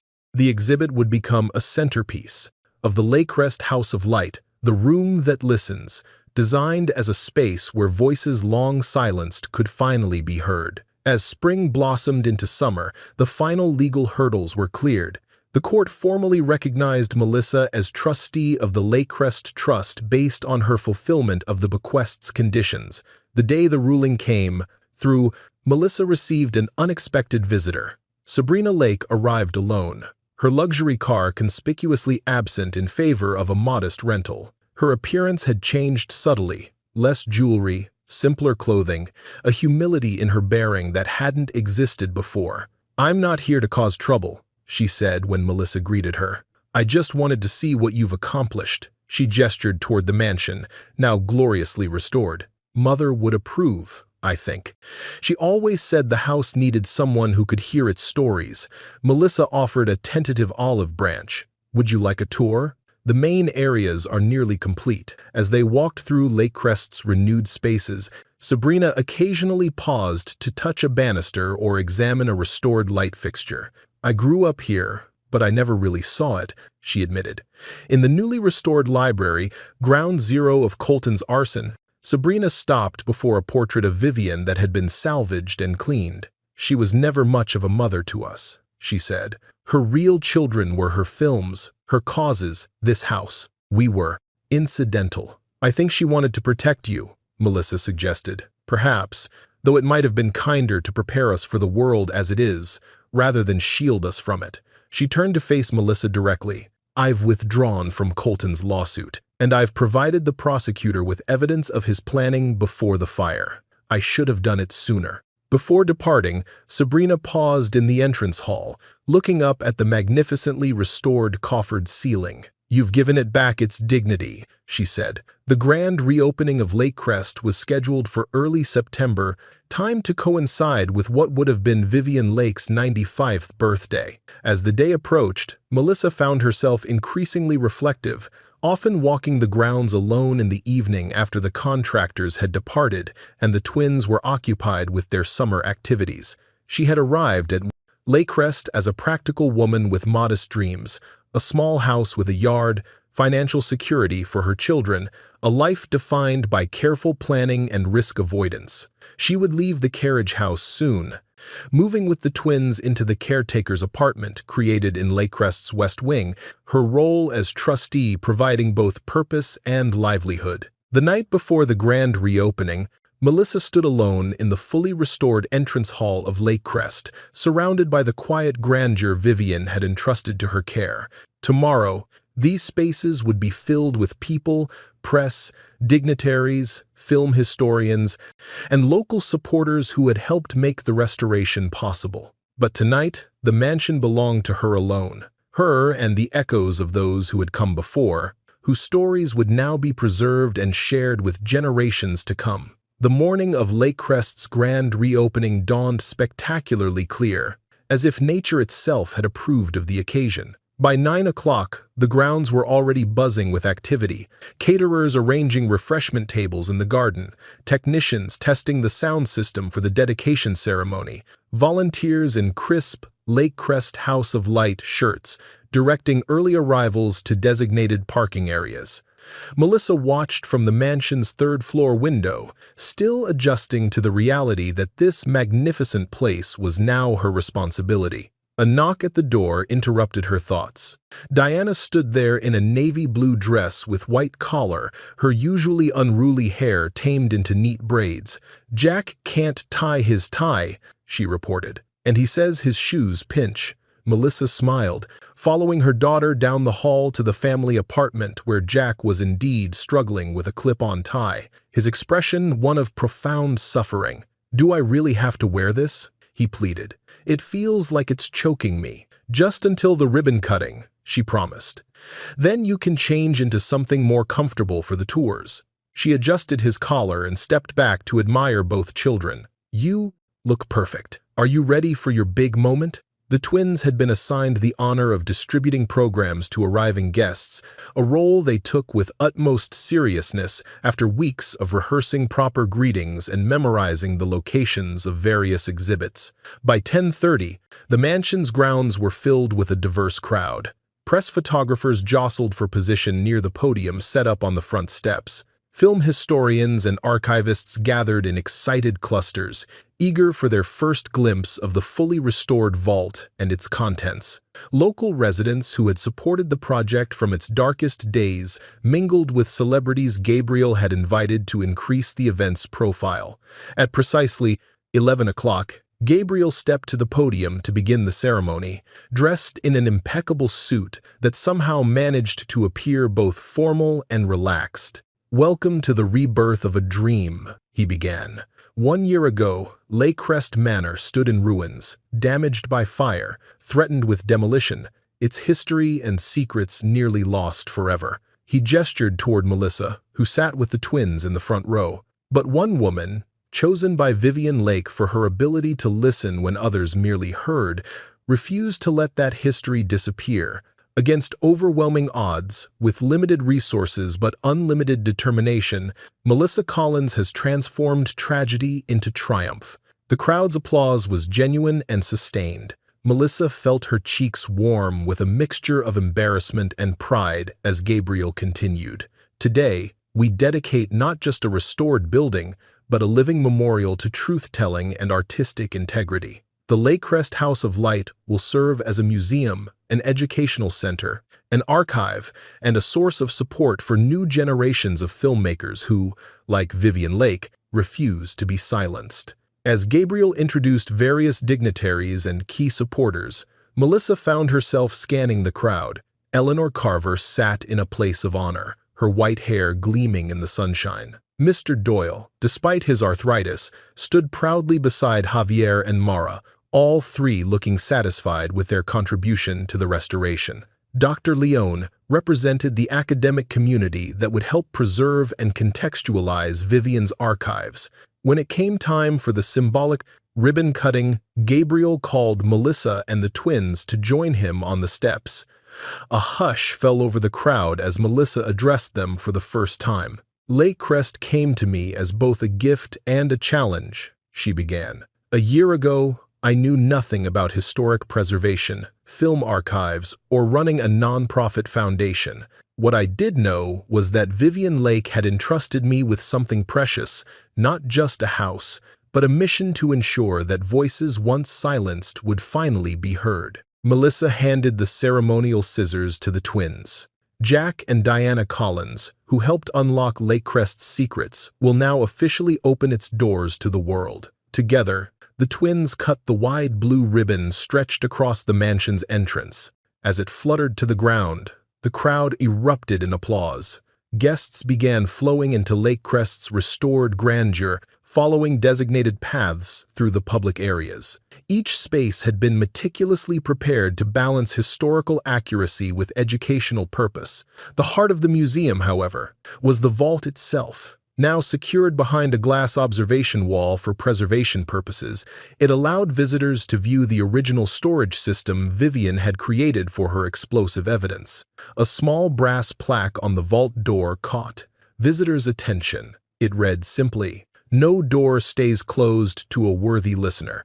The inscription had been discovered during restoration and preserved as a testament to Vivian's philosophy. One of the most popular exhibits was the Wall of Letters, correspondence from actresses, technicians, and other film workers Vivian had quietly helped throughout her years at Lake Crest. In a smaller room dedicated to the Lake Crest Trust's future mission, a wall displayed the names of the first grant recipients, emerging filmmakers from underrepresented backgrounds who would receive funding, mentorship, and access to equipment to tell their stories.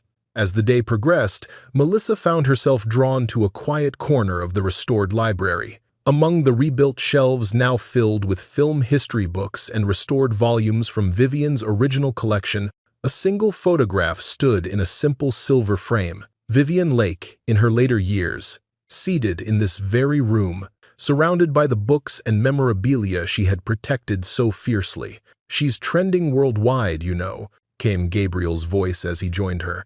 "The hashtag Vivian Lake is outperforming 3 current blockbusters and 2 political scandals combined. She would have enjoyed that, being relevant again after all these years." "Not just relevant," Gabriel corrected. "Revolutionary, again." The studios are already scrambling to address the revelations from her archives.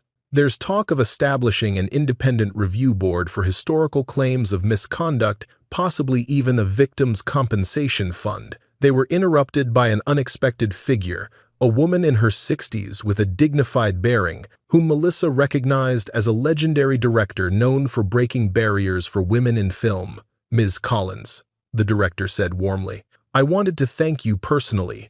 Vivian gave me my first chance when no one else would. She funded my first short film through a scholarship that I later realized came directly from her." "She had an eye for talent," Gabriel observed. "And for character," the director added. "She once told me, technical skills can be taught, but courage has to be discovered." By early evening, as the formal events wound down and the last tour groups moved through the mansion, Melissa found herself drawn to the balcony overlooking the bay. The setting sun painted the water in shades of gold and crimson, a spectacular backdrop to the day's achievements. Gabriel joined her there, loosening his tie and leaning against the restored stone balustrade. "Quite a day," he observed. "You've accomplished something remarkable, Melissa."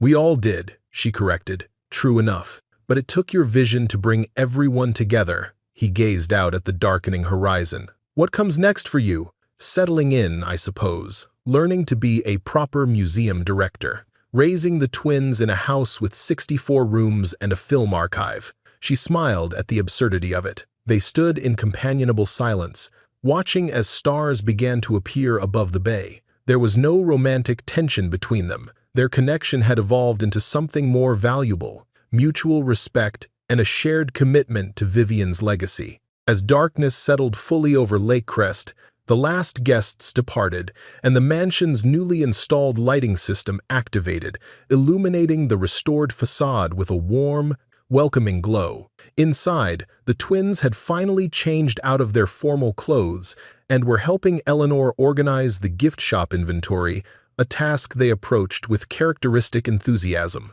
Melissa made one final circuit through the public spaces, checking that everything was secure for the night. In the room that listens, the dedicated space where visitors could hear excerpts from Vivian's wire recordings, she paused before a vintage recording device now preserved behind glass.